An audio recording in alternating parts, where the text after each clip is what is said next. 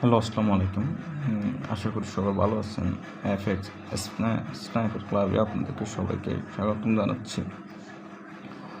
আমি প্রথম আপনাদের সাথে এভাবে কথা বলতেছি। আমার ভুল হতে পারে, বাট ভুল হলে ক্ষমার দৃষ্টিতে দেখবেন।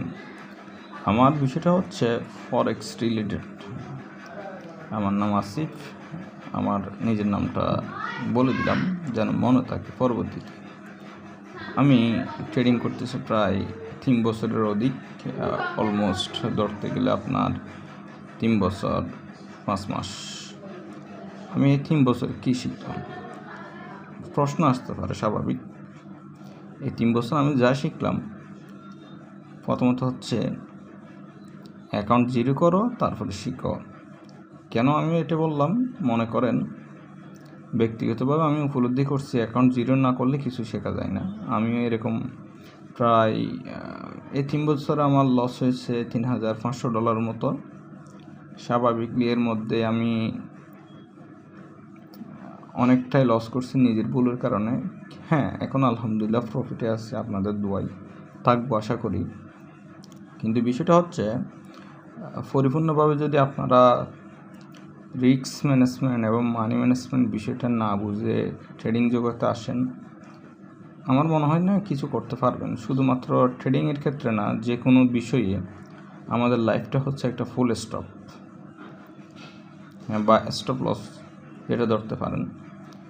ধরেন আপনার স্যালারি হচ্ছে 30,000 টাকা, আর সেই ক্ষেত্রে যদি আপনি চিন্তা করেন যে আমি একদিনে 30,000 টাকা খরচ করে ফেলবো, তার মানে আপনার 29 দিন মাসের না খেয়ে বসে থাকা লাগবে।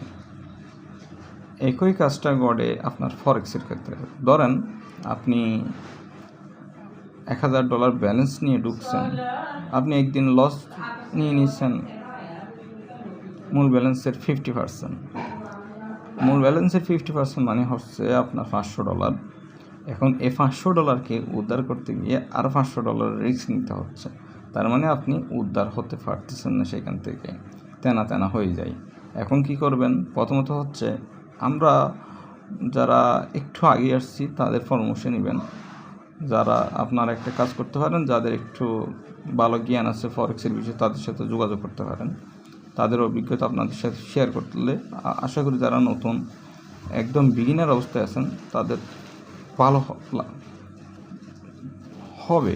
তাদের জন্য বিশেষ করে ট্রেডিংটা কীভাবে শুরু করতে হয়, শুধু ট্রেডিং করলে তো হয় না, একজন ভালো মেন্টরের অধীনে থাকা লাগে এবং সে অনুযায়ী কাজ করাটাই হচ্ছে আমাদের ট্রেডিংয়ের একটি অংশ হওয়া উচিত।